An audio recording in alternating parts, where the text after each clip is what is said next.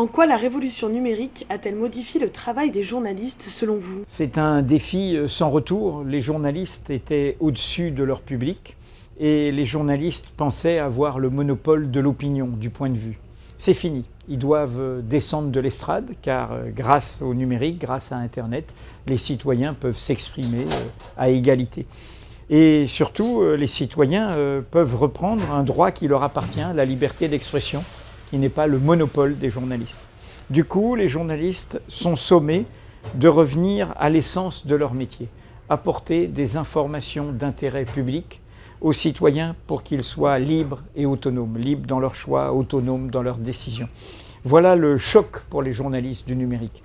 Ils doivent revenir au cœur du métier et ils doivent accepter d'être dans une relation participative avec leurs lecteurs, leurs auditeurs ou leurs téléspectateurs. C'est l'objectif de Mediapart?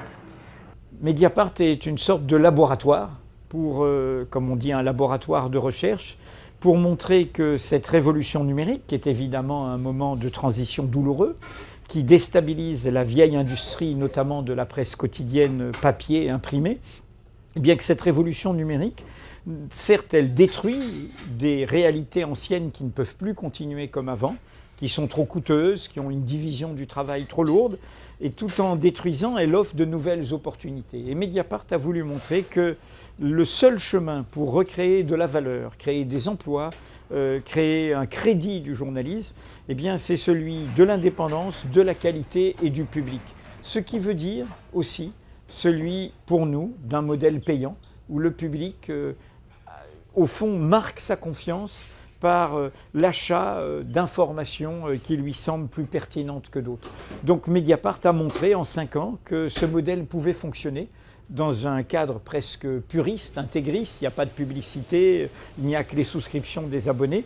Mais je crois que c'est une leçon positive, optimiste pour toute la profession.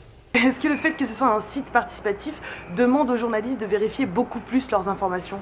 Je pense que le numérique, et Mediapart en est l'exemple, oblige les journalistes à être plus excellents que jamais.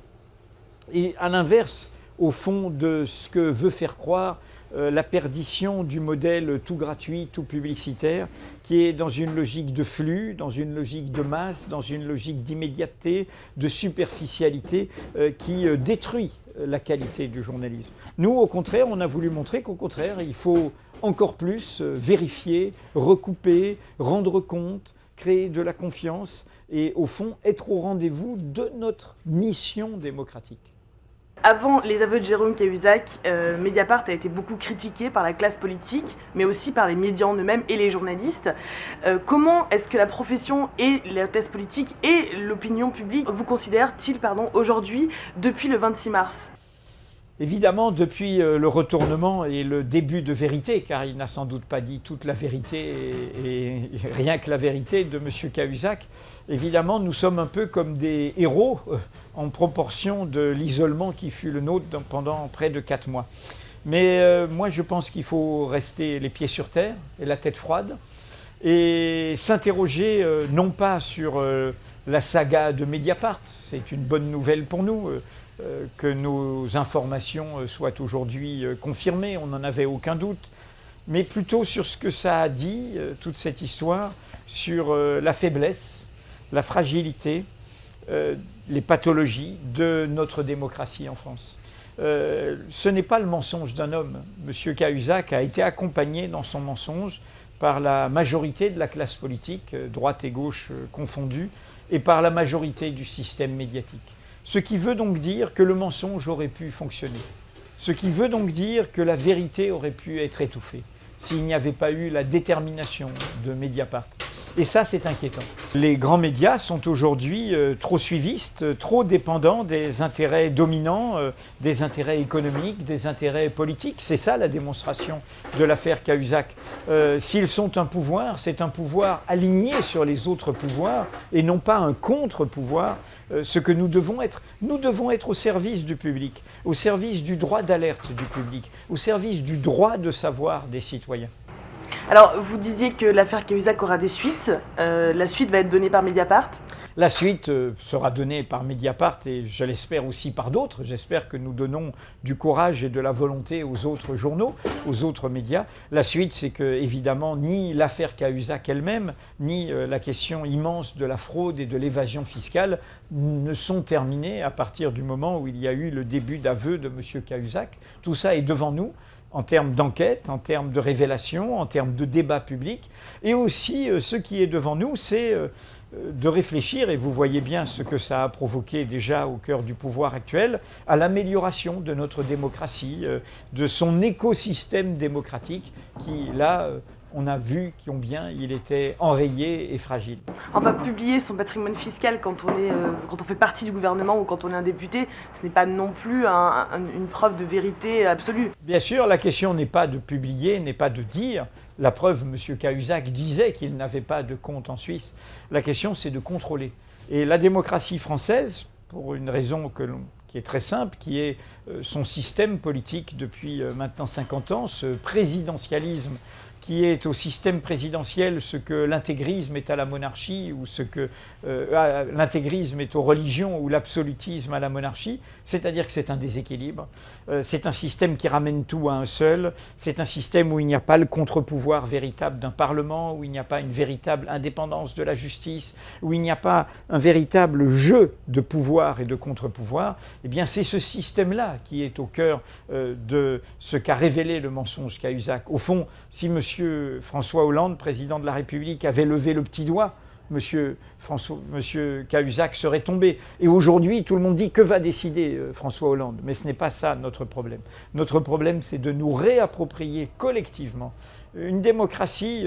D'abord, ce n'est pas voter tous les 5 ou tous les 4 ans, c'est une délibération permanente. Et dans cette délibération permanente, c'est un jeu de pouvoir, de contre-pouvoir, qui ne se réduisent pas au pouvoir suprême, supposé suprême du président, dont je rappelle qu'il n'est guère que la délégation d'un pouvoir qui nous appartient à tous, nous, le peuple souverain. Est-ce qu'il faut prendre modèle justement sur la presse américaine, selon vous ? Je pense qu'il faut prendre modèle sur tout ce qu'il y a de bon dans les cultures démocratiques vivantes d'autres pays. En l'occurrence, la presse américaine a pu parfois se tromper gravement. Il ne faut quand même pas oublier qu'après le 11 septembre, je dirigeais la rédaction du Monde à l'époque, même les médias de qualité, le New York Times, le Washington Post, sont tombés dans le piège d'un mensonge d'État devenu mensonge médiatique, alors qu'il était très facile de savoir qu'il n'y avait pas d'armes de destruction massive en Irak et qu'il n'y avait pas de lien entre Al-Qaïda et la dictature irakienne. Donc tout le monde fait des erreurs. En revanche, ce qui est intéressant dans l'expérience américaine, c'est le rebond. C'est le sursaut. Certes, il y a eu cette catastrophe de l'après-11 septembre, cet aveuglement. Mais dès 2004, au cœur d'un journalisme de grosse entreprise, puisque ça appartient au groupe Condé Nast, c'est le New Yorker, un journaliste qui est un investigateur depuis 40 ans, qui s'appelle Seymour Hersh, a pu réveiller la démocratie américaine en révélant Abu Ghraib, la torture, et les mémos secrets, et en publiant un livre, Chain of Command, qui n'a pas empêché la réélection de George W. Bush, mais qui a mis sous les yeux de la démocratie américaine ce qu'elle ne voulait pas voir. Eh bien, ça a été très rapidement le début du tricotage, du détricotage. À partir du moment où il y a eu les révélations de Seymour Hersh, le système s'est mis en branle. Et le système s'est mis en branle pour faire tomber le mensonge, faire tomber les mémos secrets, comme il se met en branle sur la guerre des drones électroniques aujourd'hui où des parlementaires du Congrès demandent des comptes à Barack Obama. Eh bien, c'est ça que j'appelle une démocratie vivante. Une démocratie vivante n'est pas celle où il n'y aurait pas de faute, où il n'y aurait pas de corruption, où il n'y aurait pas de mensonge. Cela arrivera toujours avec la nature humaine. Et il ne faut pas souhaiter la pureté d'une démocratie parce que c'est un peu totalitaire, la pureté. En revanche, ce qui est important, c'est que, d'une part, la vérité puisse surgir et que quand elle est là, on l'accepte, on la reçoive et on accepte de la gérer. On accepte de gérer le conflit provoqué par la vérité. C'est l'appel que vous faites dans votre livre, Le droit de savoir, publié aux éditions Don Quichotte ? Bien sûr, dans Le droit de savoir, c'est l'idée qu'une démocratie vivante, c'est celle qui apprend à vivre en vérité. Et vivre en vérité, ce n'est pas seulement qu'il y ait des journalistes qui énoncent des vérités de fait, comme le disait la philosophe Hannah Arendt, des vérités factuelles qui sont beaucoup plus importantes que les vérités d'opinion, que les vérités de conviction, qui obligent la société à réfléchir. Mais ce qu'il faut surtout, c'est qu'une fois les vérités de fait publiées, diffusées, que l'on les reçoive, qu'on les accepte, qu'on vive avec. C'est cela, vivre en vérité, et c'est beaucoup plus apaisant que de vivre dans le conflit et dans le mensonge.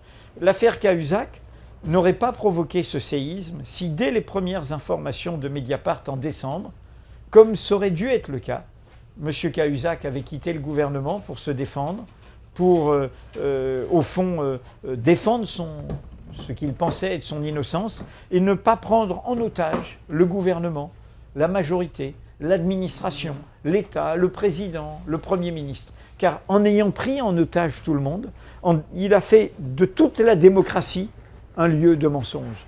Et c'est là ce qui mine la confiance des citoyens dans la démocratie.